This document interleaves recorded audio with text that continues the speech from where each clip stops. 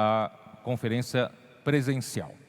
Muito bem, nós chegamos à mensagem 6. Vocês vão perguntar, mas a conferência internacional está sendo inaugurada hoje, nesta mensagem, nesta reunião. Mas nós já antecipamos 5 mensagens. E hoje será a 6ª mensagem, a mensagem 6 da Conferência Internacional de fevereiro de 2022. E nós queremos dizer para vocês que não foi programação humana, planejamento humano, de nós termos entrado no assunto de Mateus 16, desde a mensagem 1 até a mensagem 5. Mateus 16 dá uma virada, há uma mudança de enfoque, uma mudança de foco. Até o capítulo 15 de Mateus, graças a Deus pela sua providência divina, Ele preparou Mateus para escrever esse evangelho. Ele que era um coletor de impostos, ele seguiu o Senhor Jesus, foi salvo e pela sua experiência no governo, ele pôde escrever o livro de Mateus para descrever o que seria a realidade do reino dos céus. Então, do capítulo 1 até capítulo 15, vem uma etapa que vem desde a geração do rei do reino dos céus, a sua genealogia, a sua introdução por João Batista, a tentação pelo diabo e também o seu início do ministério, saindo para pregar o evangelho do reino, curando toda sorte de doenças, enfermidades e expulsando os demônios e colocando toda a desordem na vida das pessoas que estavam aflitas, exaustas, como ovelhas sem pastor, em ordem. Aleluia! Onde chega a autoridade de Deus, toda desordem entra em ordem. Porque quando Satanás usurpou a autoridade de Deus, não se sujeitando ao Rei do Universo, ele levou o universo a um caos, confusão e desordem. Mas o Rei do Reino dos Céus veio colocar em ordem a todo aquele que desejar entrar para o Reino dos Céus. E nosso Senhor Jesus, Ele deu exemplo de logo o modus operandi dele era ir para a rua e pregar o evangelho. E hoje a igreja segue esse mesmo modelo. Nós não ficamos dentro de 4 paredes, embora tenhamos nossos locais de reuniões, nós temos nosso auditório da conferência, mas a nossa operação na pregação do evangelho para resgatar as pessoas debaixo da escravidão de Satanás é sair para as ruas, pregar o evangelho, resgatar as ovelhas perdidas, aquelas que estão aflitas, exaustas, como ovelhas sem pastor. Mas graças a Deus, o nosso Senhor Jesus chamou 12 discípulos, enviou os 12 como seus 12 apóstolos, os primeiros trabalhadores, para ajudá-lo a divulgar esse evangelho do reino. E a partir daí, ele fala para os seus apóstolos, rogar ao Pai da seara que mande mais trabalhadores, porque a seara é grande, são poucos os trabalhadores. É justamente por esse motivo que você está aqui. Você foi convocado, foi chamado para ser um desses trabalhadores.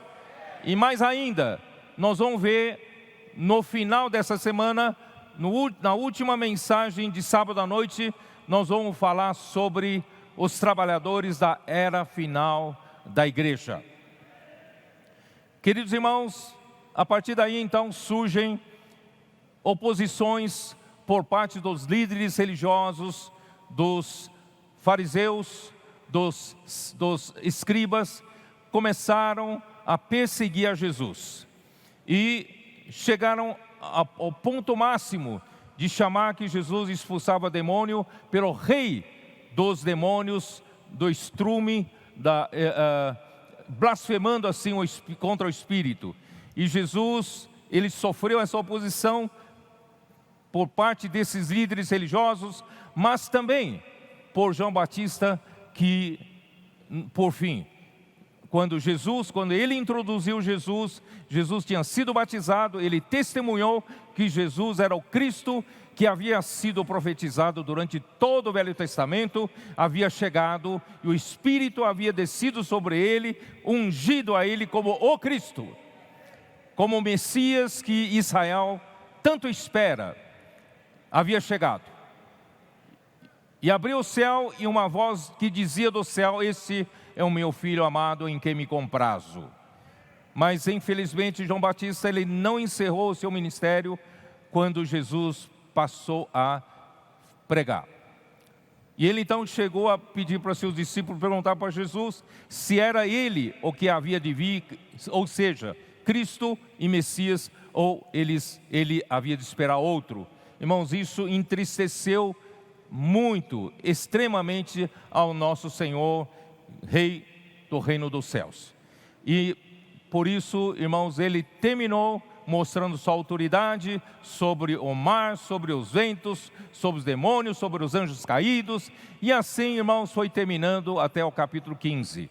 Mas o capítulo 16 começa totalmente diferente, por quê? Porque a partir de 16 era necessário que o Cristo seja revelado por Deus o Pai. Pedro, pela revelação recebida do Pai, disse: tu és o Cristo, o Filho do Deus vivo. Tu és aquele que recebeu a incumbência, foi ungido por Deus por uma missão especial. E qual era essa missão especial? Quem sabe? Jesus foi ungido como Cristo para executar a incumbência de Deus. Qual é a incumbência de Deus? Quem sabe? Ninguém? A incumbência de Cristo é a edificação da igreja. Aí em versículo 18 de capítulo 16 de Mateus, ele disse para Pedro: também tu és Pedro, e sobre esta rocha edificarei a minha igreja. Eu edificarei a minha igreja, e as portas do Hades não prevalecerão contra ela. Então o Cristo foi incumbido por Deus. A sua missão, a sua tarefa, queridos irmãos, é edificar a sua igreja. Por isso que a partir do capítulo 16 de Mateus, tudo muda. O foco mudou, o enfoque mudou, e nós temos que mudar. Você vai me perguntar: que é a igreja edificada? A igreja edificada é aquela que as portas do Hades não encontram nenhum apoio, nenhum ponto de apoio para atuar na igreja.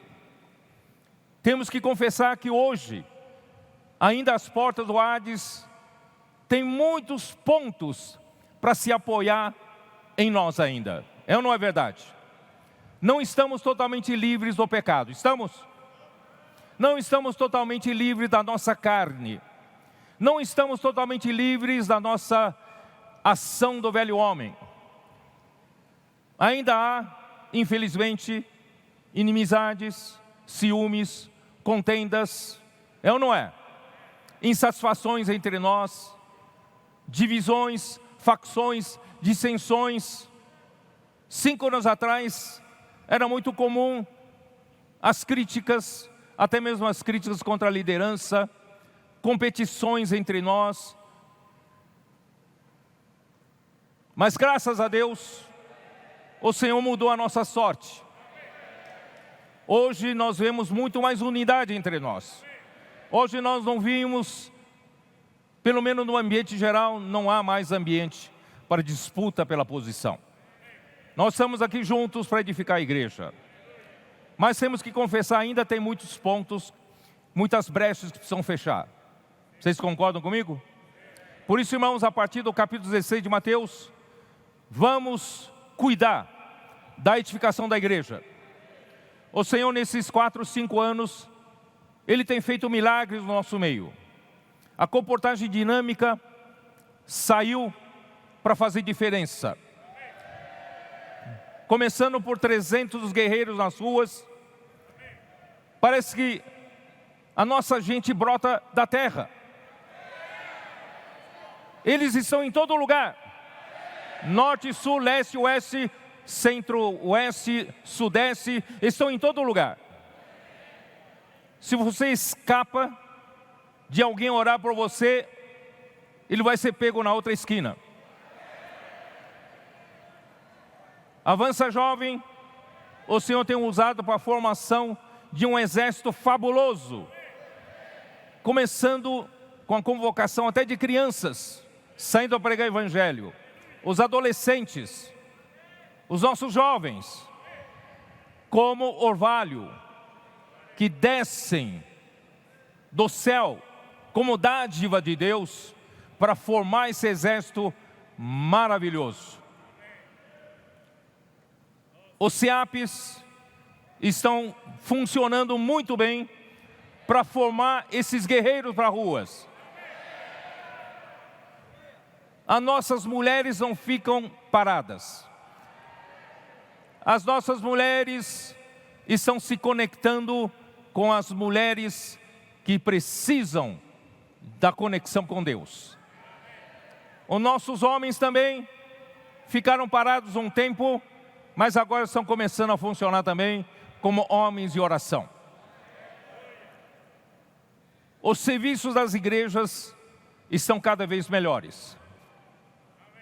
A pregação do evangelho por parte dos irmãos e irmãs, usando a frase que veio do céu, do trono de Deus, posso orar por você.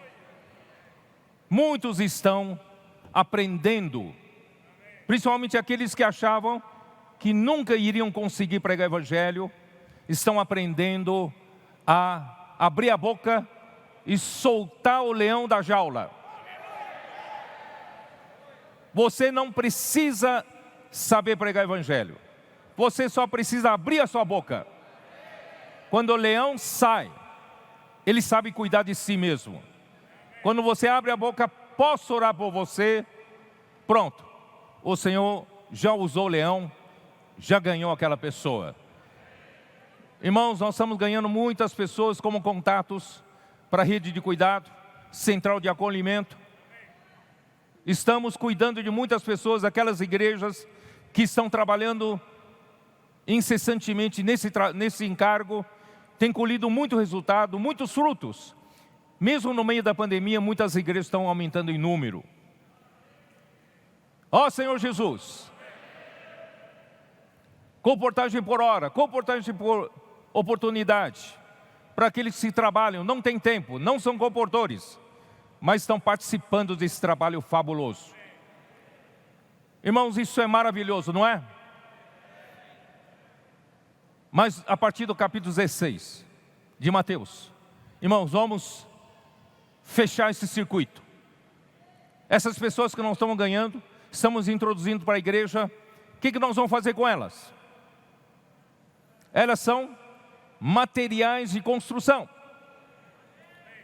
Os materiais de construção, se você trouxer do depósito para o seu local de construção, e se esses materiais não forem usados para construção, para serem edificados com outros materiais de construção, se tornarem um só edifício, esses materiais não prestam para nada. Portanto, irmãos, precisamos trazer esses materiais e vamos edificá-los. Eu sou engenheiro civil. Vocês sabem como é feito o concreto armado? Você vai para o depósito e compra uma quantidade de areia, de pedra, uma quantidade de cimento. E você precisa, na medida certa, na dosagem certa, misturar com água. Água é importante para começar a reação química. A hora que você funde todos esses materiais na dosagem certa, eles viram um só material chamado concreto armado. Vocês que estão sentados debaixo do mezanino, vocês estão vendo várias colunas aí. Essas colunas são colunas de concreto armado. Você consegue ver ferragem dentro? Vocês conseguem ver cimento ali dentro? Conseguem ver pedras, areia? Vocês não veem. Mas vocês veem uma peça edificada. Vocês veem uma coluna. Vocês não veem elementos soltos. Você vê elementos edificados. Irmãos, é isso que Deus quer para conosco. Ele não quer elementos soltos. Ele quer elementos edificados. Mas nós temos muita dificuldade de edificar-nos com outros. É fácil falar. A hora que você é escalado para servir com outro irmão, outra irmã, você já encontra dificuldade. Você pensa de uma maneira diferente do outro. Você tem sua opinião. Você tem o seu jeito de fazer. Você está acostumado a fazer de tal maneira e ele está acostumado de outra maneira. Irmãos, começam as brigas, começam os conflitos. É difícil, não é? Mas Deus, Ele tem um jeito de edificar-nos. Então, ao longo dessas mensagens, dessa conferência, nós vamos falar sobre isso. Quando chegar no final, irmãos, vamos perder o nosso egoísmo. Vamos perder o nosso individualismo. Nós vamos perder as obras da carne. Nós vamos ser edificados em um só corpo, em um só edifício, para dar descanso para Deus. Quem ouviu as 5 primeiras mensagens, mas não teve a oportunidade de ruminá-las, é muito importante que você as ouça de novo e rumine. Penetre. Deus tem muito a falar com você. E nós já falamos 5 mensagens sobre o capítulo 16.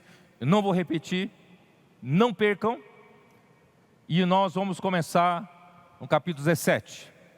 Mas antes de começar, eu queria explicar para vocês. Vocês viram o logo desta conferência. É muito semelhante ao logo da conferência anterior, porque estamos dentro do livro de Mateus. Só que esse cavaleiro, montado sobre o cavalo branco, na primeira conferência ele estava de capacete, não estava? E agora ele já está com uma coroa. Inclusive essa coroa é a mesma coroa que nós usamos para o logo do Instituto Vida para Todos. Maravilhosamente, quando em 2014 o Senhor nos deu um presente, o Instituto Vida para Todos acabou sendo criado para representar a obra do Senhor aqui na terra. Nós sabemos que a obra do Senhor é celestial. Ela não é terrena, mas ela é trabalhada aqui na terra. Assim como a igreja, ela é algo celestial, mas ela hoje ainda é composta pelos homens que vivem na terra. Por isso que alguns não entendem porque em cada igreja nós temos a sua pessoa jurídica, seus registros, não é? Para que possa ter a sua conta bancária, possa ter as suas propriedades, seus bens registrados em seu nome, não é? Por quê? De um lado a igreja está no céu, é celestial, mas hoje ela opera na terra. A obra do Senhor é a mesma coisa. Nós não tínhamos uma pessoa jurídica, nós não tínhamos como operar, como ter uma conta bancária, como colocar as propriedades da obra, patrimônio da obra. E o Senhor maravilhosamente nos deu uma pessoa, misteriosamente, não sabemos de onde veio, e graças a Deus nos ajudou a fazer o estatuto do Instituto. E logo depois, nós começamos a trabalhar e formamos em 2014 a estrutura mínima para funcionar o Instituto. E o logotipo do Instituto é uma coroa. Você vai entender por quê. Então, a origem, o Instituto Vida para Todos, IVPT, representa a obra do Senhor. Que obra é essa? Vamos abrir a nossa Bíblia em Atos 13, versículo 2. Dá uma olhada. Atos 13, versículo 2.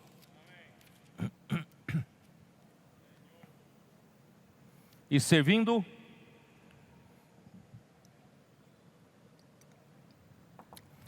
eles ao Senhor, eles quem? Esses irmãos profetas e mestres da igreja em Antioquia. Saulo foi chamado para servir junto com eles, serviram por 1 ano. E servindo eles ao Senhor, jejuando, disse o Espírito Santo: separai-me agora Barnabé e Saulo para a obra que os tenho chamado. Para a obra. Deus tem uma obra aqui na terra. Que obra é essa? Quem sabe? E acabei de falar que Cristo foi ungido para a edificação da igreja, não foi? Então dá uma olhada em Efésios 4. Que obra é essa? Efésios 4:12. Que obra é essa? Versículo 12. Com vistas ao aperfeiçoamento dos santos, para o desempenho do seu serviço. Essa parte não está muito bem traduzida. Em King James atualizada está melhor traduzida. Essa frase é para a obra do ministério, tá? Então vou ler dessa forma: com vistas ao aperfeiçoamento dos santos, para a obra do seu ministério. Então, o que é a obra do seu ministério? Para a edificação do corpo de Cristo. Então, qual é a missão de Cristo? Edificar a sua igreja. Então, o Espírito Santo avisou a igreja de Antioquia que ele estaria enviando Barnabé e Saulo para essa obra, que Cristo foi ungido para executar, mas Cristo ascendeu-se ao céu e agora foi mandado o Espírito Santo usando a igreja para fazer essa obra. Essa obra agora cabe a você fazer. Que obra é essa? Qual é a obra do ministério? A edificação do corpo de Cristo. Então nós criamos em 2014 o IVPT para coordenar todas as ferramentas que o Senhor nos havia dado. Então vou pedir para colocar, ali, projetar como nós pensamos naquela época. Naquela época nós conhecíamos as ferramentas como SEAP, Editora Árvore da Vida, Colportagem, Bucafé, comunicação. Você vai perguntar para mim o que é comunicação? Comunicação é toda a nossa equipe de comunicação que está trabalhando para a transmissão das mensagens, para postagem, para o trabalho no site e todo o trabalho dos bastidores para que você possa obter o conteúdo de tudo que o Senhor está fazendo na sua obra, certo? Essa é a comunicação. E aí uma equipe, graças a Deus, uma equipe dedicada, uma equipe muito competente está fazendo isso. E nós tínhamos pensado em projetos sociais. Então todas essas ferramentas, vocês podem ver, o círculo central é a obra IVPT, o que representa a obra, a pessoa jurídica da obra. Essa obra, ela fomenta todas essas ferramentas, e todas essas ferramentas não são para o IVPT. Não sei se vocês entenderam. Essas ferramentas não são para o IVPT. Essas ferramentas são para quê?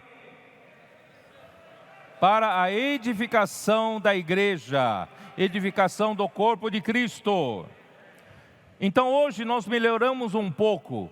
Mostra para os irmãos, né, hoje, os mesmos ciclos, né? Nós temos aí o SEAP, não mudou. Nós temos o SEAP, temos a Editora Árvore da Vida, temos a Comportagem, temos o Bucafé, temos a Comunicação. Eu pedi para colocar 288 para vocês saberem onde 288 está, tá? Está ali. E o Expolivro, porque o Expolivro, irmãos, faz o melhor trabalho de projetos sociais. É ou não é? Então nós temos a obra que fomenta essas ferramentas, mas o resultado dessas ferramentas, o trabalho dessas ferramentas é para quê? É para a edificação do corpo de Cristo. E você unindo todos esses círculos, você vai ver que vira uma coroa. Dá uma olhada.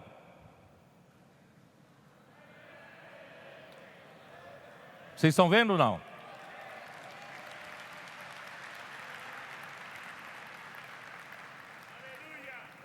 E esses círculos todos estão todos hoje no logo da conferência. Está na cabeça desse cavaleiro. Sabe por quê? Porque essa coroa representa, irmãos, os vencedores. Você faz parte da geração final? Irmão, nós somos hoje da geração final porque somos os trabalhadores da última hora. Nós estamos aqui lutando para quê? Lutando pelo restabelecimento do reino de Deus aqui na terra.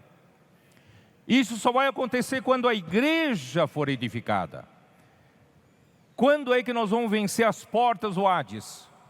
Quando a igreja estiver edificada. Vocês entenderam? Nós somos o pequenino rebanho. Lucas 12, dá uma olhada de novo. Eu não canso de ler isso, vamos lá. Lucas 12. Você se cansa? Lucas 12, versículo 32.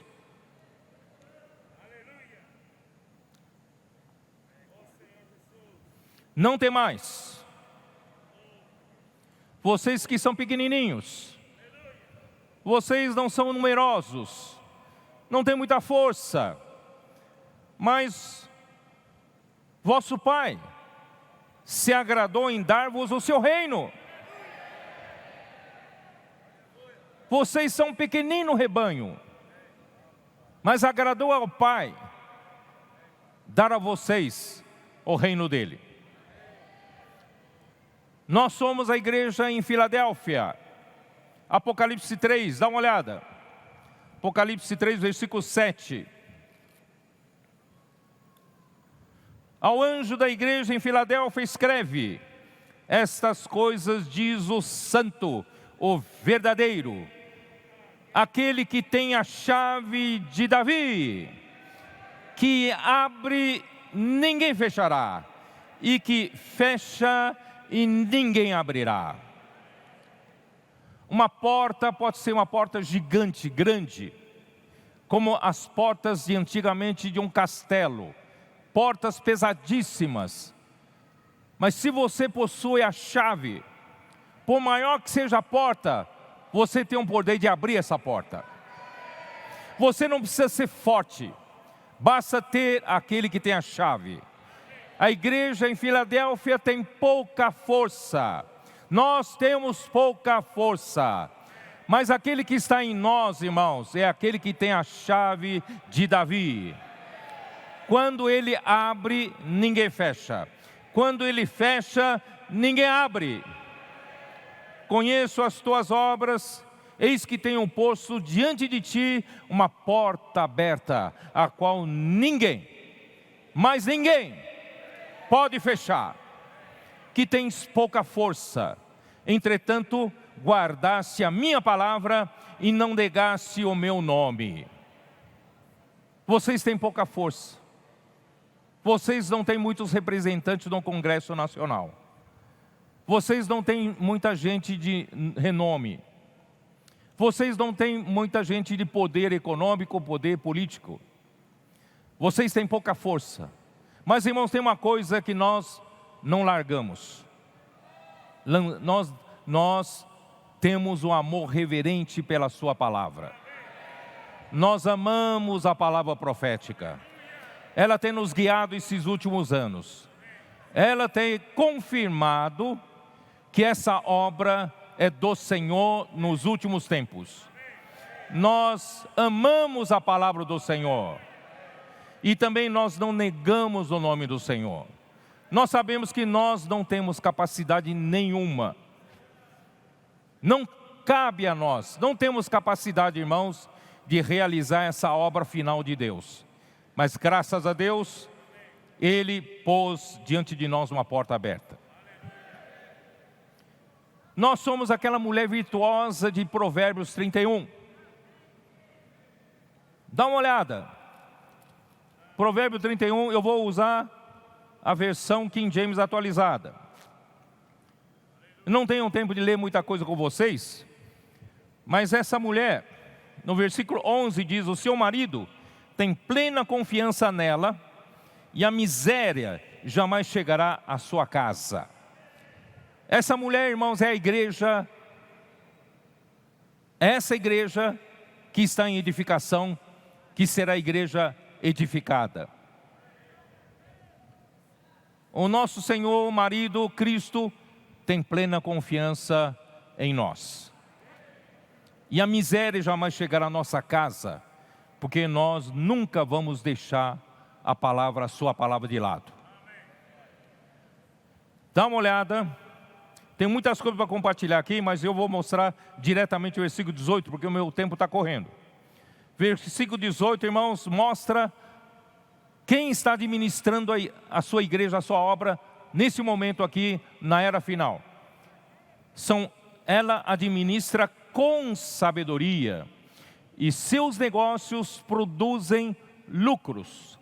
Mesmo tarde de noite, sua lâmpada não se apaga. Irmãos, graças a Deus, o Senhor, pela sua misericórdia, pela direção da sua palavra sábia, que tem nos agraciado nesses últimos anos, e confirmando com a atuação dos seus 7 Espíritos, irmão, nós temos só desfrutado da bênção do Senhor. E os negócios do Senhor estão prosperando entre nós. A comportagem dinâmica, o CIAP, Avança Jovem, pregação do Evangelho, posso orar por você, os contatos que estão sendo cuidados, as mulheres conectadas, os homens de oração, né? E a rede de cuidado. Irmãos, entre tudo isso, o negócio está prosperando. Está dando lucro para o Senhor. Irmãos, mas nós não devemos parar por aí. Porque se chegar um dia, quando o Senhor voltar, você falar para o Senhor: Senhor, eu tenho feito muita comportagem dinâmica.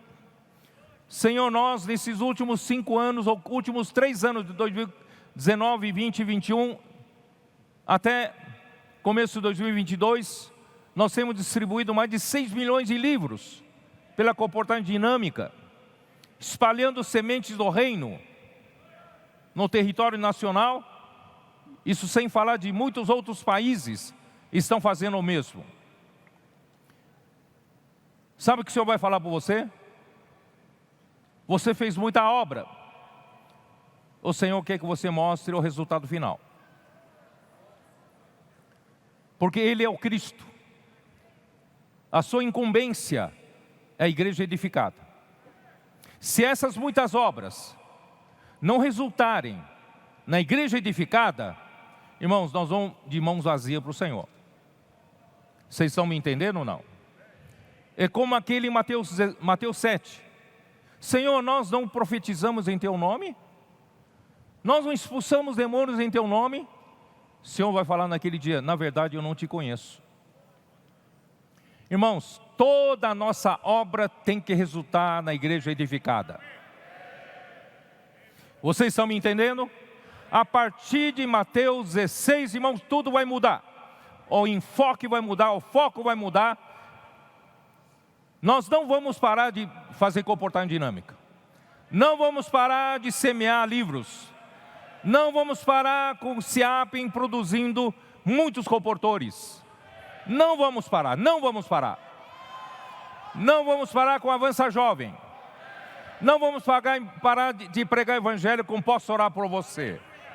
Não vamos parar de colher esse material na rede de cuidados. Não vamos parar de fazer comportagem por hora, por oportunidade.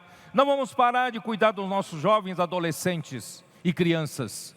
Irmãos, mas tudo isso tem que resultar na incumbência que Cristo recebeu do Pai, que é a edificação da igreja. Ele não pode ir de mãos vazias para o Pai. Assim como nós também não podemos ir de mãos vazias para o tribunal de Cristo. Nós queremos receber a recompensa. Vocês estão me entendendo? Nós precisamos apresentar para o Senhor uma igreja edificada. Mas para edificar uma igreja, irmãos, precisamos pagar um preço alto. Porque começa a exigir de nós uma mudança interna aqui. Eu que sou tão difícil de me relacionar com os irmãos, preciso aprender a tomar cruz, negar a mim mesmo, não é? Fazer perder a minha alma para ganhar a salvação da alma. Preciso aprender o meu individualismo, meu egoísmo, sempre me considerando o sabe-tudo, sempre considerando que eu sou superior aos outros, sempre achando que a minha maneira é sempre a melhor. É ou não é? O Senhor precisa nos edificar. Se nós continuarmos com essas esquisitices, essas peculiaridades que não edificam com os outros, não tem como o Senhor conseguir uma igreja edificada. Por isso, irmãos, daqui para frente temos que andar no caminho da cruz. Quem está disposto a andar no caminho da cruz e apresentar uma igreja edificada para o Senhor? Não podemos mais daqui para frente passar mais 10 anos, 20 anos, 30 anos com o mesmo número de 10 pessoas, 20, 15 pessoas, 20 pessoas, 30 pessoas numa mesma igreja e não cresce ao longo do tempo. Irmãos, nós precisamos dar fruto, precisamos dar lucro. Senhor Jesus. Bom, já falei demais, não tenho tempo de falar. Na verdade, Ele administra com sabedoria os bens e seus negócios produzem lucros. E Ele abre mão ao aflito e necessitado. Nós vamos para a rua justamente para isso. Atende ao bom andamento da sua casa sem preguiça. Quem é preguiçoso, irmãos, não vai entregar um produto final de edificação da igreja no tribunal de Cristo naquele dia. Senhor Jesus. Então agora, irmãos, nós estamos prontos para entrar no capítulo 17. Vamos entrar? Capítulo 17 de Mateus, vamos lá. Quem quer entrar no livro de Mateus, capítulo 17? Versículo 1. 6 dias depois, tomou Jesus consigo a Pedro e aos irmãos Tiago e João e os levou em particular a um alto monte. Capítulo 16, o Senhor havia levado os discípulos para essa revelação maravilhosa que mudou o foco, mudou o enfoque, que é Cristo e a igreja. O Cristo é o ungido, o incumbido, o comissionado para edificar a igreja. Ele levou para Cesaré de Filipe, num lugar límpido, sem a poluição religiosa. Que lugar ele levou? Cesaré de Filipe ficava ao sopé do Monte Hermon. Então no capítulo 17, esse alto monte é o próprio Monte Hermon. Estão entendendo? Então, esse alto monte é o Monte Hermon, porque esse monte tem uma altitude de 3.000 metros. Isso quer dizer o seguinte: para você ganhar a visão de Cristo e da igreja, você precisa chegar até o sopé do Monte Hermon. Você precisa sair da poluição religiosa de Jerusalém para um lugar límpido, e ali você precisa mudar de plano, do plano da terra para o plano celestial, para você conseguir ver a visão de Cristo e a igreja. Mas a partir do capítulo 17, você precisa ser levado para um lugar ainda mais alto. Quem está disposto a ir para um lugar mais alto? 3.000 metros de altitude. Vamos para lá? Essa conferência presencial foi inaugurada no Alto Monte. Vamos para esse Alto Monte. Mas para ver o quê? Os principais apóstolos de Cristo, os principais irmãos estão aqui representados por esses três: Pedro, Tiago e João.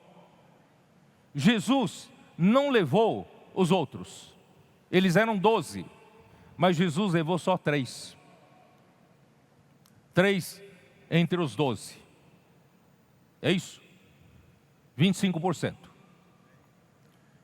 Irmãos, eu espero que você esteja nos 25%.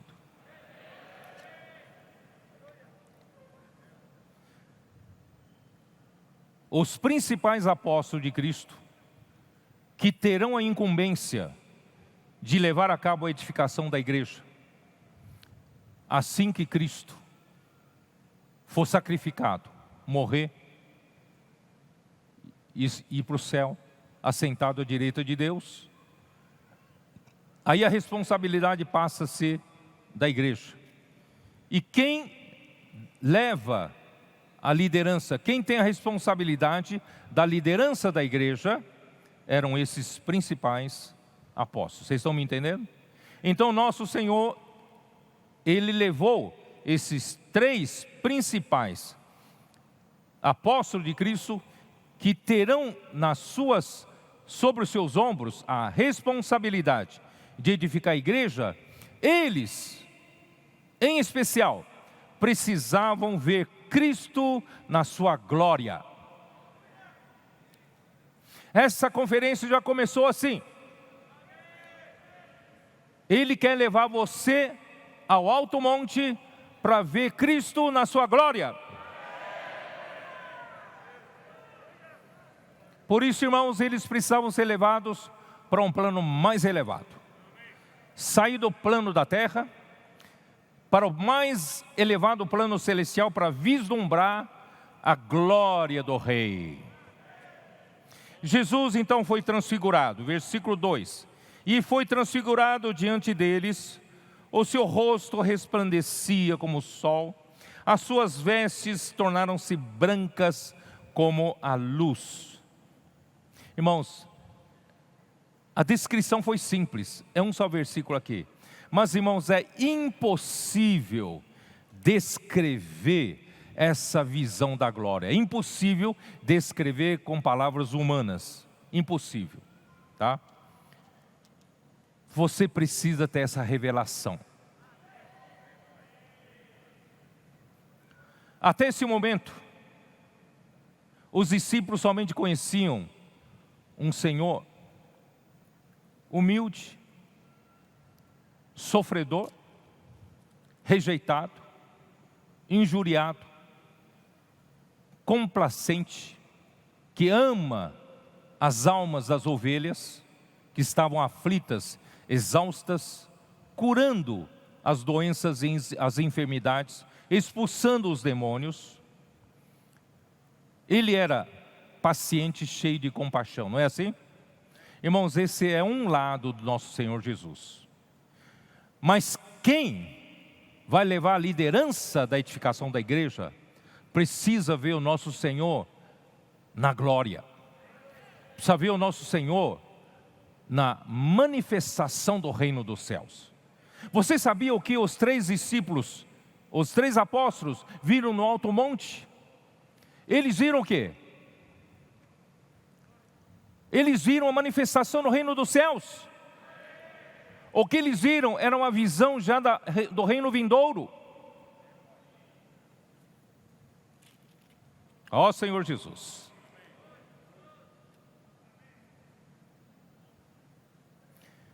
Não estão aceitando? Dá uma olhada ao versículo, capítulo 16 ainda de Mateus. Versículo 27. Porque o Filho do Homem há de vir na glória de seu Pai. Quando será isso? Na manifestação no reino dos céus. No reino milenar. O Filho do Homem há de vir na glória de seu Pai com seus anjos, e então retribuirá a cada um conforme as suas obras. E em seguida, sabe o que ele fala? Em verdade vos digo que alguns há, dos que aqui se encontram, que de maneira alguma passarão pela morte, até que vejam vir o reino do homem no seu reino. Ué, todos os 12 já morreram. Quem que vai ver, antes de morrer, a manifestação do reino dos céus?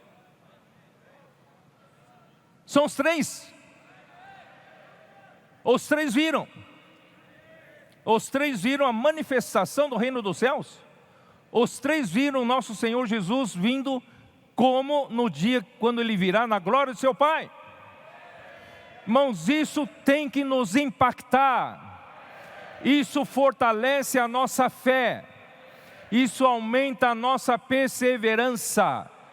Se você só vê Cristo sofredor, Cristo paciente, e você não vê Cristo na glória, no seu poder, na sua realeza, você não tem força suficiente.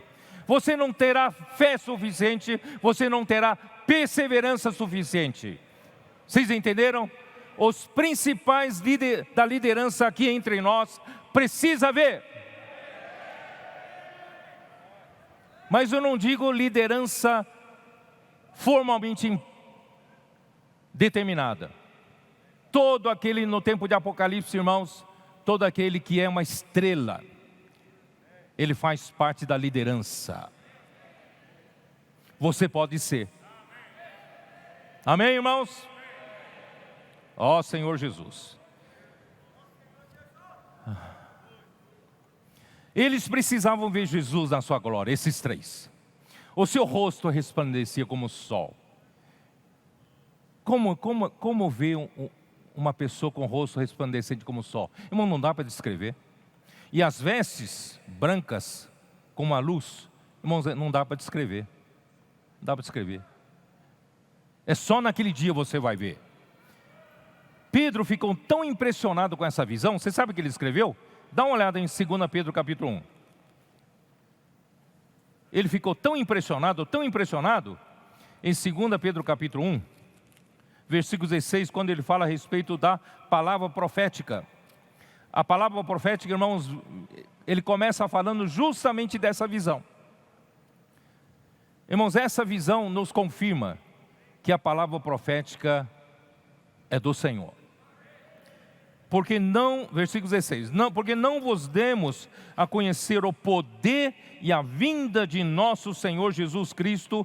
Irmãos, o que eles viram, o que os 3 viram, não foi somente uma transfiguração. O que eles viram foi viram o poder e a vinda de nosso Senhor Jesus. Você e eu precisamos ver o poder e a vinda de nosso Senhor Jesus. Não seguindo fábulas engenhosamente inventadas. Irmãos, por quê?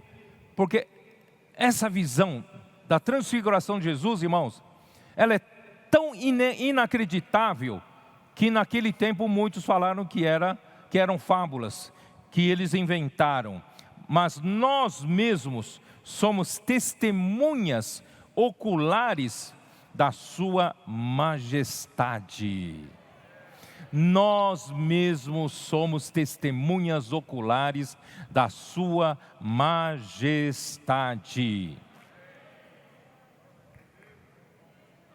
Quando pela glória excelsa lhe foi enviada a seguinte voz: este é o meu Filho amado, em quem me comprazo.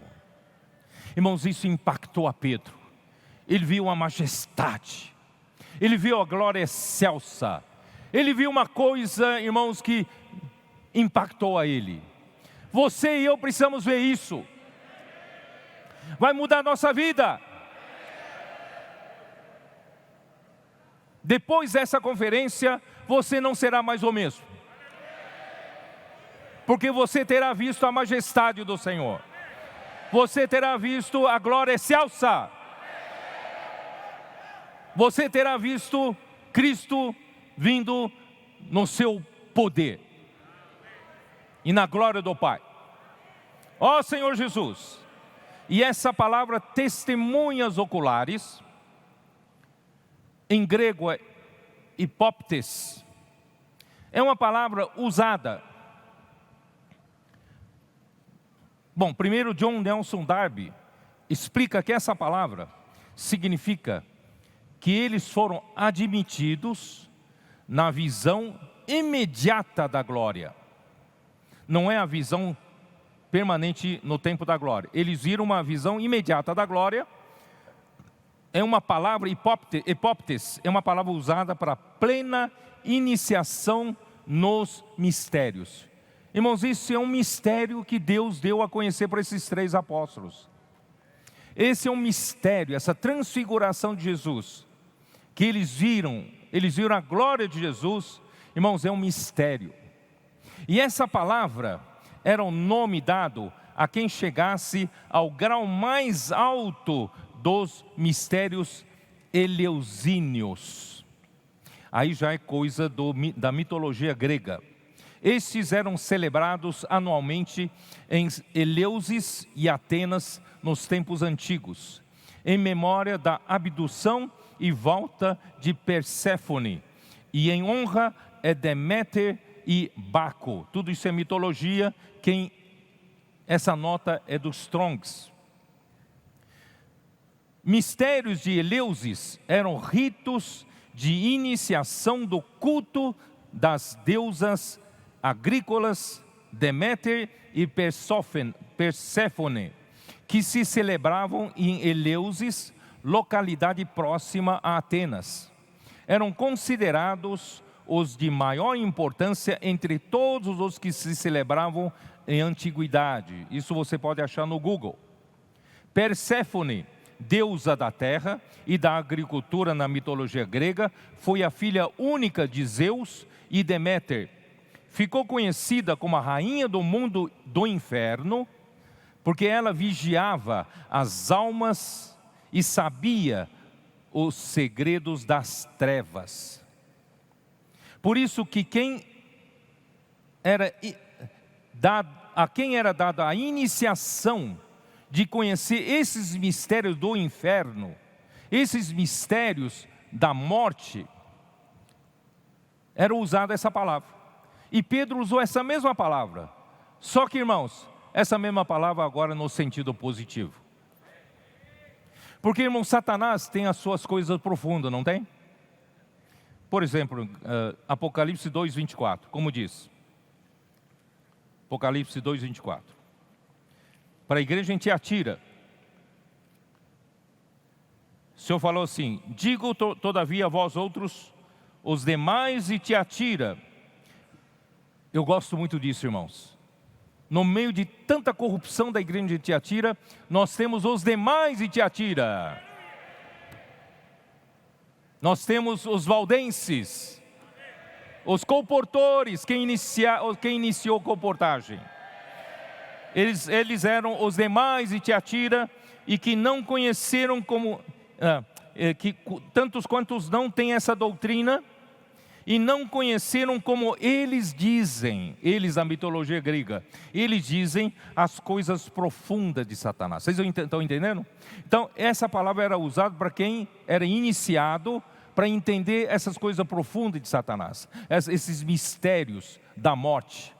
Mas, irmãos, nós não precisamos conhecer os mistérios da morte. Nós precisamos conhecer o mistério de Deus, os mistérios da vinda de Jesus, os mistérios da glória de Jesus, do poder de Jesus, da majestade, da glória excelsa. Ó Senhor Jesus! Eu quero conhecer esses mistérios. Pedro, então, irmãos, sabia que Tiago e João tinham sido admitidos para ser os espectadores iniciados da sua majestade. Eles foram escolhidos para isso.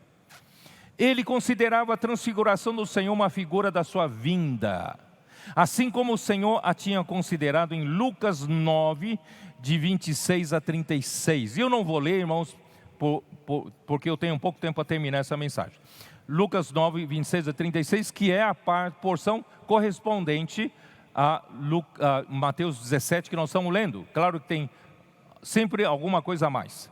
A transfiguração do Senhor em glória foi um fato e Pedro esteve nesse fato.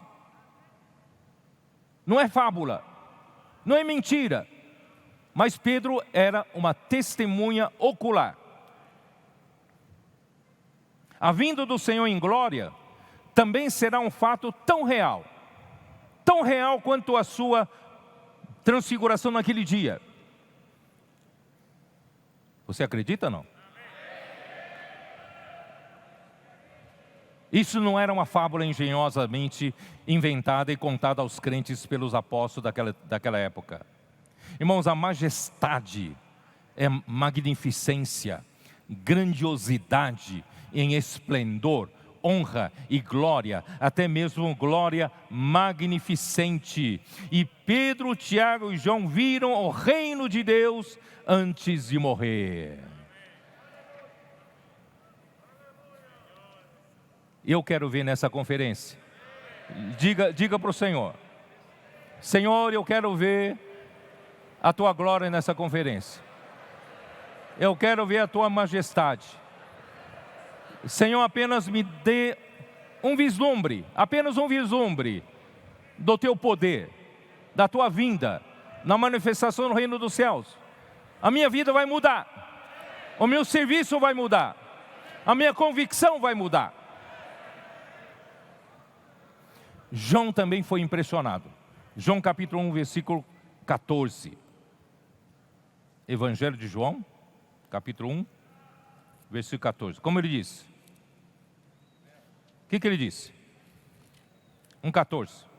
E o verbo se fez carne e habitou entre nós, cheio de graça e de verdade. E vimos, João disse, e vimos a sua glória, glória como no unigênito do Pai. Nenhum outro discípulo, a não ser os três, teria essa convicção de falar. Mas João viu mesmo, no Monte da Transfiguração, ele viu a sua glória, a glória como do unigênito do Pai. Irmão, por isso, Senhor, nessa conferência, você precisa ver essa glória. Senhor Jesus.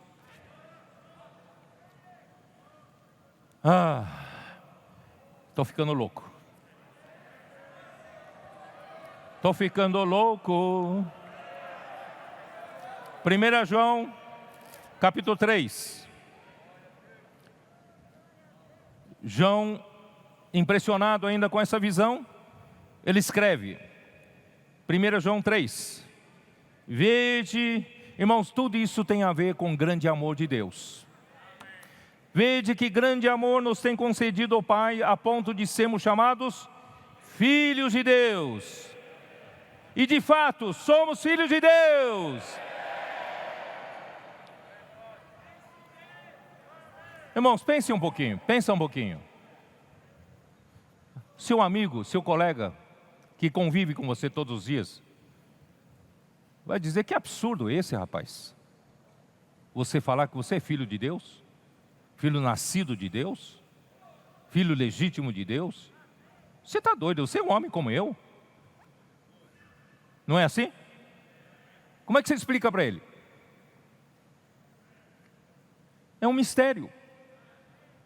Eu criei em Jesus, invoquei o seu nome, não é? Me tornei filho de Deus. João capítulo 1, versículo 12, como diz? A todo quantos o receberam, deu-lhes o direito de ser feitos filhos de Deus, a saber, os que creram em seu nome. Mas que negócio é esse? Crer. Crer é uma coisa abstrata. Você crê e você se tornou um filho de Deus?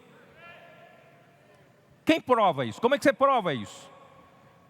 Irmãos, é difícil provar, não é isso? Difícil provar. Mas é um mistério, não é um mistério? É um mistério. Por isso que o mundo não conhece. O mundo não conhece quem você é. O mundo não conhece e não reconhece que você é filho de Deus. Não é? Por isso que no versículo 1 termina assim: e de fato somos filhos de Deus, por essa razão o mundo não nos conhece,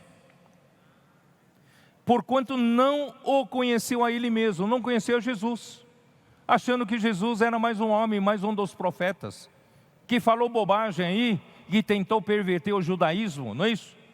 Mas eles não conheceram que Jesus era o próprio Filho de Deus. É um mistério. Irmãos, esse mistério cabe eu e você, irmãos, a entrar.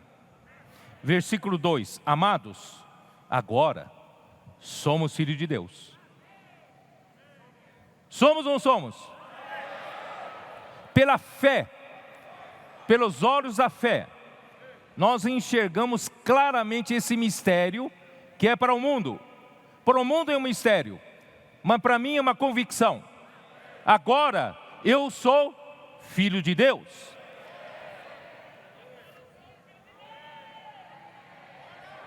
E ainda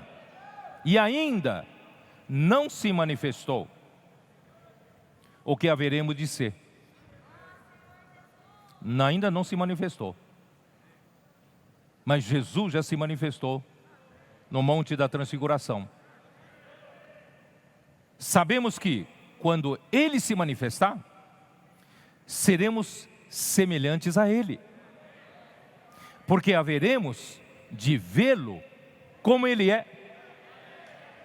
João viu, nós vamos ver. Quando você vê, você muda. As coisas da terra perdem o valor. As coisas que você tanto dá valor aqui na terra não tem mais sabor, não são mais atraentes. Ó Senhor Jesus. 1 João 4,9. Nisto se manifestou o amor de Deus em nós, em haver Deus enviado o seu Filho unigênito ao mundo, para vivermos por meio dele. Irmãos, eu já disse tantas vezes que o amor de Deus é Deus dar a Ele mesmo. Deus dar o seu próprio Filho para nós vivemos por meio dele. Irmãos, esse é o grande amor. Porque todos os dias, irmãos, nós sobrevivemos graças ao amor de Deus. O ar que você respira agora para você viver, Deus quem te deu. Ele continua te dando. Experimenta alguém colocar um relógio para você começar a apagar o ar. E você, para economizar, deixa de respirar. Em 5 minutos ou mais você morre. Mas o amor de Deus é tão grande que Ele não cobra da gente o ar que respiramos, a água que bebemos. Quem que deu água potável para nós? Quem dá comida para nós? Quem dá esse ambiente para vivermos? A temperatura certa, o calor do sol, quem nos dá a verde do campo? Irmãos, é Deus quem dá. Deus é amor, Deus é doador. Por isso, irmão, não reclame de nada. Deus está dando para você tudo que você precisa. Mas a maior manifestação do amor de Deus, Ele dá Ele mesmo. Ele dá o seu próprio Filho para você. Ele dá o seu próprio Filho para você, irmãos, para quê? Para que você edifique a igreja. Não acredita? Vamos lá. Ó Senhor Jesus, Versículo 10. Nisto consiste o amor, e não em que nós tenhamos amado a Deus. Nós não tomamos a iniciativa de amar a Deus, mas em que Ele nos amou e enviou seu Filho como a propiciação pelos nossos pecados. Amados, se Deus de tal maneira nos amou, devemos nós também amar uns aos outros. Ninguém jamais viu a Deus. Se amarmos uns aos outros, Deus permanece em nós e o seu amor em nós é aperfeiçoado. Ó Senhor Jesus, João 3,16, quem sabe falar de cor comigo? Deus amou ao mundo de tal maneira que deu o seu Filho unigênito, para que todo aquele que nele crê não pereça, mas tenha a vida eterna. Esse é o amor de Deus. Ele quer dar o seu Filho para você, mas Ele quer dar o seu Filho, sabe para quê? Para você ter o amor dele em você. E usa esse amor, irmãos, para amar uns aos outros. Use esse amor para edificação da igreja. Você que era egoísta, você que era todo diferente, você que era todo peculiar, você não se misturava como uma gota de óleo na água. Você não se mistura com ninguém. Você é diferente, você é orgulhoso. Mas irmãos, Deus um dia amou você e deu a sua vida por você. E o que Ele requer de você é de você amar com esse mesmo amor uns aos outros. Sabe para quê? Para edificação da igreja. Ó Senhor Jesus,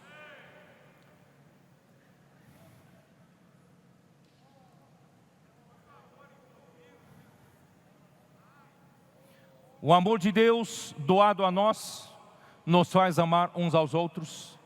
E o objetivo, irmãos, é a edificação. Devemos amar uns aos outros com o mesmo amor que Deus nos amou.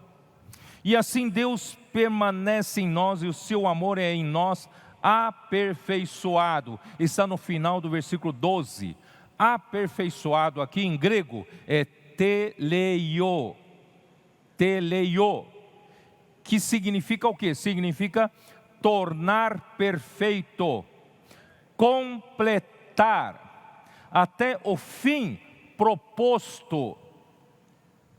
Quem acompanhou a última mensagem quando eu falei do Shalom?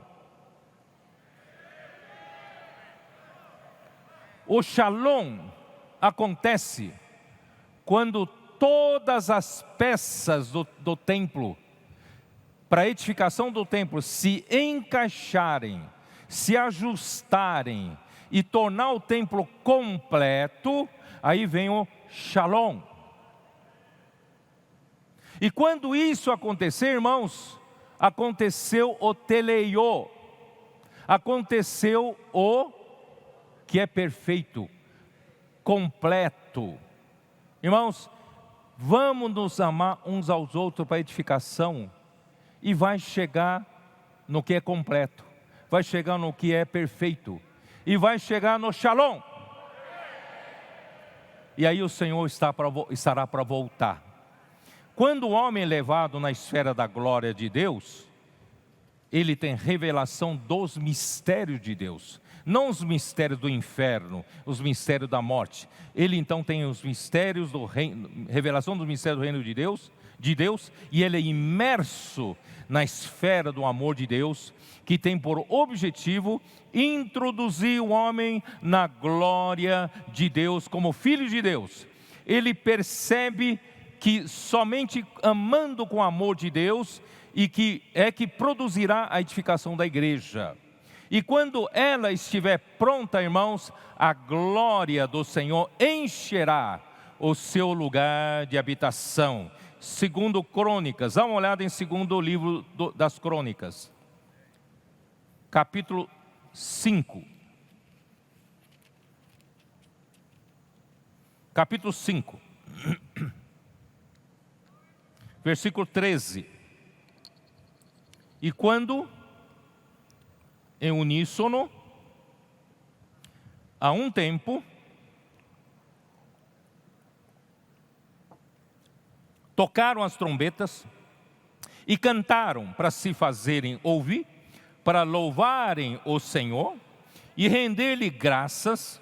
E quando levantaram eles a voz com trombetas, símbolos e outros instrumentos músicos para louvarem ao Senhor, porque Ele é bom, porque a sua misericórdia dura para sempre, então sucedeu que a casa, a saber, a casa do Senhor, se encheu de uma nuvem, de maneira que os sacerdotes não podiam estar ali para ministrar por causa da nuvem, porque a glória do Senhor encheu a casa de Deus.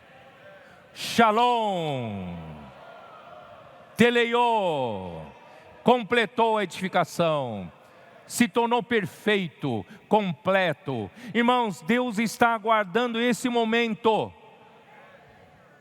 Nós estamos no começo do fim, da reta final. Não é hora de baixar os braços. Não é hora, irmãos, de desanimar. Estamos na reta final. É o começo do fim. Está Ele terminando a edificação do templo. Está Ele ajustando as peças que somos nós. Somos quem está disposto a ser edificado com os outros? Quem está disposto a negar a si mesmo? E ser edificado com outros membros do corpo de Cristo, amar uns aos outros, para que essa glória do Senhor venha a encher o templo do Senhor. Ageu, capítulo 2. Livro de Ageu está antes de Zacarias, não é isso? Ageu, capítulo 2. Senhor Jesus.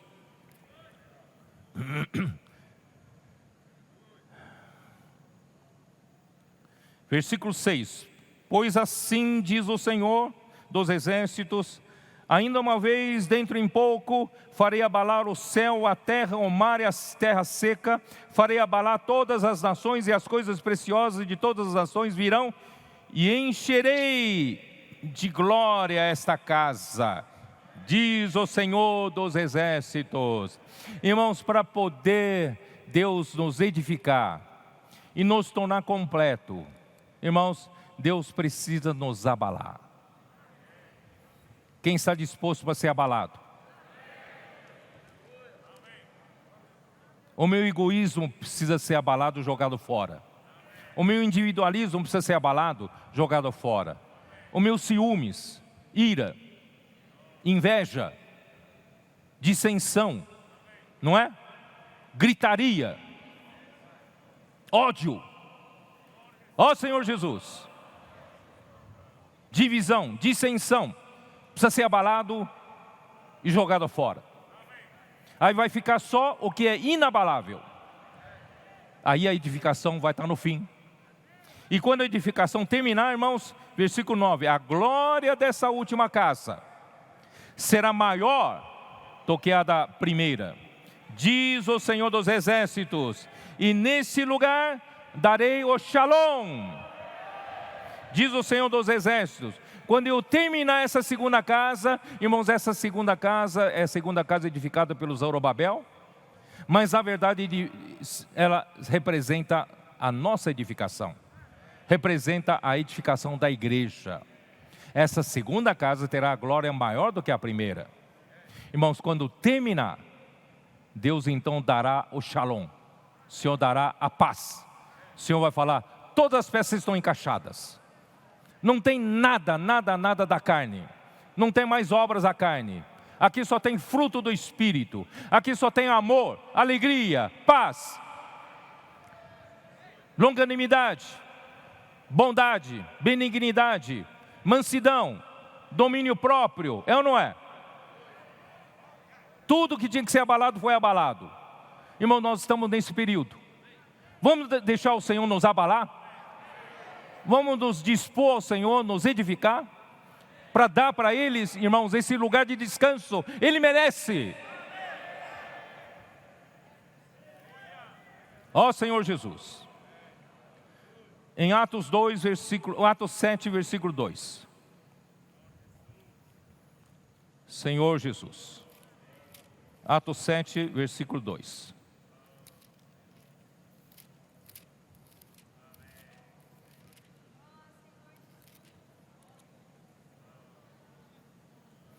Estevão respondeu: varões, irmãos e pais, ouvi. O Deus da glória apareceu a Abraão, nosso pai, quando estava na Mesopotâmia, antes de habitar em Harã. O que realmente mudou a vida de Abraão? O que fez Abraão abandonar os negócios do pai dele, que era fabricar ídolos, enriquecer-se, não é? Mas largar tudo, e foi para a terra de Canaã, recebeu a promessa de Deus, mas no fim, ele mesmo não recebeu nem 5.000 metros quadrados de terra, nada, só comprou a Macpela para enterrar sua esposa. Por quê? Irmão, porque o Deus da glória apareceu a ele. Ele foi levado para outra dimensão. Ele percebeu que a esfera em que Deus daria a sua promessa, o seu galardão, irmãos, não é a esfera da terra. Ele aguardava uma pátria celestial. Quando Deus da glória aparece a você, irmãos, muda a sua vida. Quando Deus da glória aparece a você, tira você do apego das coisas terrenas. Porque você começa a enxergar as coisas da glória, as coisas lá do céu. Muda a sua vida. Vamos rogar ao Senhor nessa conferência. Senhor, eu quero te ver. E eu quero ver o Deus da glória. Mostra-me a tua glória. Eu vou terminar com João 17. Pode? João 17.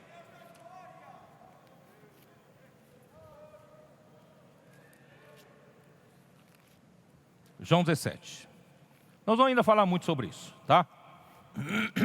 Sabe qual é o objetivo final da edificação? Versículo 21. João 17. A fim de que todos sejam um, como és tu, ó Pai, em mim e eu em ti, também sejam eles em nós, para que o mundo creia que tu me enviaste. Irmãos, Deus deseja aperfeiçoar a nossa unidade. Quem sabe a nossa unidade ainda é uma unidade muito frágil. Uma unidade ainda, né, um tanto quanto terrena. Deus quer nos dar uma unidade, que é a verdadeira unidade, que é a unidade que há entre o Pai e o Filho e o Pai. Não é só unidade a gente terminar em pizza. Deus quer nos introduzir na sua unidade. Por isso, irmãos, que faz, acho que 3 anos que eu falei, quando eu falei sobre João 14, 15, 16, 17, quem ouviu aquela palavra? Eu havia predito para vocês que o nosso nível de santidade tem que aumentar. Nosso nível de justiça tem que aumentar. Vocês se lembram disso? O nosso nível de unidade tem que subir para outro nível.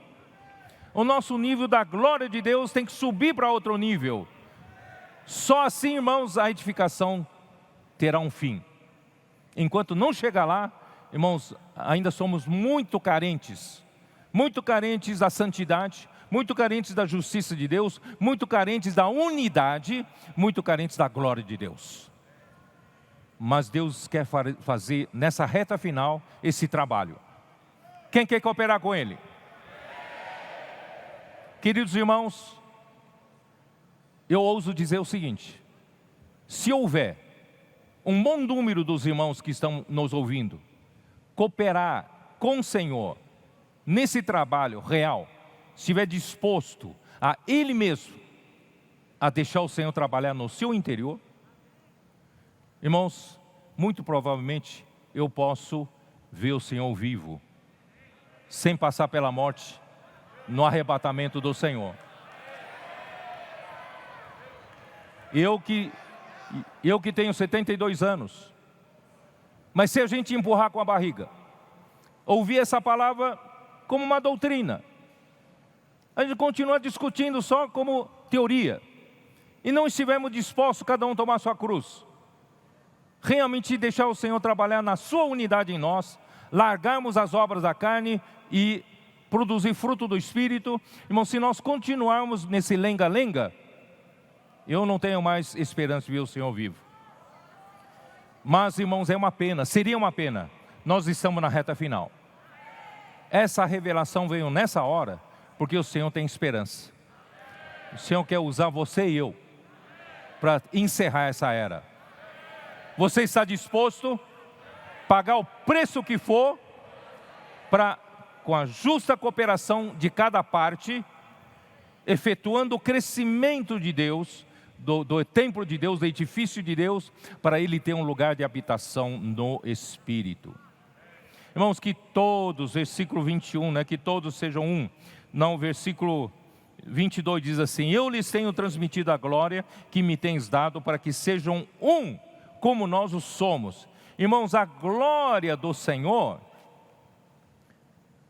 não é meramente uma luz, não é meramente um esplendor. Eu já falei sobre isso. Colossenses capítulo 1, versículo 11, vocês se lembram quando eu falei naquele tempo? Colossenses 1, versículo 11, provando para vocês que a glória não é meramente uma luz, a glória opera. Colossenses 1, versículo 11, sendo fortalecidos com todo o poder, segundo a força da sua glória. Irmãos, a glória tem força. Por isso, quando os 3 discípulos viram a glória do Senhor, e essa glória deu força para eles. Você quer ter força? 2 Coríntios 4:4, Paulo prega o evangelho da glória. 1 Timóteo 1:11 também ele fala o evangelho da glória. Irmãos, esse é o evangelho que nós pregamos, e o resultado do trabalho da glória de Deus é que nós vamos ser um, como o Pai é um com o Filho, e o Filho é um com o Pai. E nisso, irmão, vai desembocar finalmente na edificação da igreja. Vamos terminar com Efésios capítulo 4.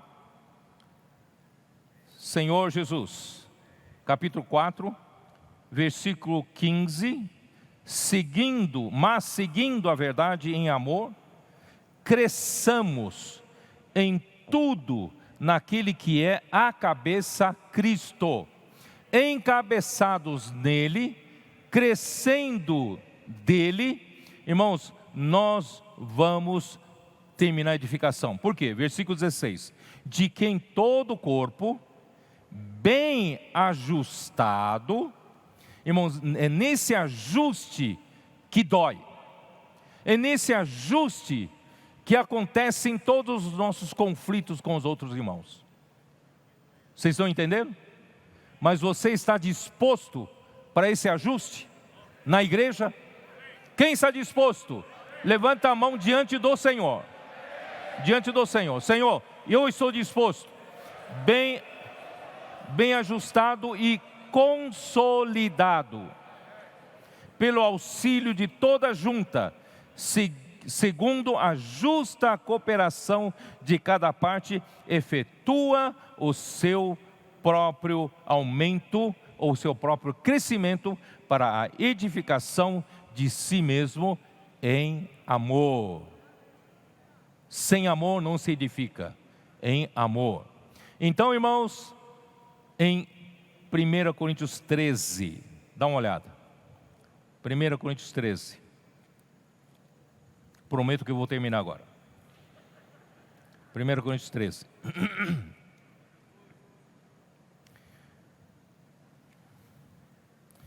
Versículo 8 diz assim: o amor jamais acaba, mas havendo profecia desaparecerão, havendo línguas cessarão, havendo ciência passará. Mas em parte conhecemos e em parte profetizamos. Irmãos, hoje nós estamos profetizando porque nós conhecemos em parte. nós ainda não fomos levados na sua glória, não fomos levados à manifestação do reino dos céus, para vermos essa glória, para enxergarmos como realmente é. Então até hoje nós vemos em parte. Mas quando, porém, vier o que é perfeito, esse perfeito é teleió de novo. Quando vier o que é perfeito, então o que é em parte será aniquilado. Nós vamos ver o perfeito. Nós vamos ser levados à perfeição. Ao que é perfeito? À edificação final, ao shalom, ao teleió. Ó Senhor Jesus, quando eu era menino, falava como menino, sentia como menino, pensava como menino, mas cheguei a ser homem, desisti das coisas próprias do menino. Irmãos, quando você vê a glória do Senhor, você deixa de ser menino. Porque agora vemos como em espelho obscuramente, porque, irmãos, no tempo em que os apóstolos escreveram, né, as escrituras, o espelho eram de bronze polido. E quando você pega um bronze polido, por melhor que seja, você ainda enxerga a sua imagem obscuramente. Não como o espelho de cristal como nós hoje temos, tem uma boa imagem, né? Então, vemos como em espelho obscuramente, então veremos face a face. Agora conheço em parte, então conhecerei como também sou conhecido. Agora, pois, permanece a fé. Ainda preciso da fé, porque a fé me faz ter acesso às coisas de Deus, às coisas da esfera celestial. Eu ainda não estou na glória, preciso da fé. Eu preciso da esperança, porque eu preciso de perseverança, preciso de paciência. Mais um pouco, não desanima agora, é a reta final. Vamos lá, preciso da esperança. Mas quando atingimos o que é perfeito, irmão, não precisamos mais da fé, não precisamos mais da esperança. Nós vamos viver em amor. O amor é a própria perfeição. Você vai ver que quando terminar a construção, terminar a edificação, você fazer parte dessa edificação perfeita, você é um dos elementos que se encaixou com tantos outros elementos. Você se tornou shalom, você se tornou completo, teleió. Irmãos, o Senhor terá sua casa para habitar. Deus será seu lugar definitivo de descanso. Imagina hoje, Deus, Ele pode descansar na sua igreja? Você consegue descansar enquanto seus filhos brigam na sua casa? Você consegue descansar na sua casa quando a sua casa não tem harmonia? Não tem a perfeição do amor? Irmão, Deus precisa disso. Portanto, irmãos, vamos dar para o Senhor esse lugar de habitação. Nós estamos no final do 6º dia, estamos no final do 6º milênio, estamos no limiar, irmãos, do 7º milênio. Quem tem ouvidos, ouça o que o Espírito diz às igrejas. E quem ouvir, irmãos, e praticar, terá recompensa. Eu quero essa recompensa. Se a igreja cooperar, se vocês cooperarem, irmãos, eu ainda tenho chance de encontrar meu Senhor vivo, no arrebatamento dos vencedores do varão, do filho varão. Amém? Jesus é o Senhor. Deus abençoe a todos. Amém.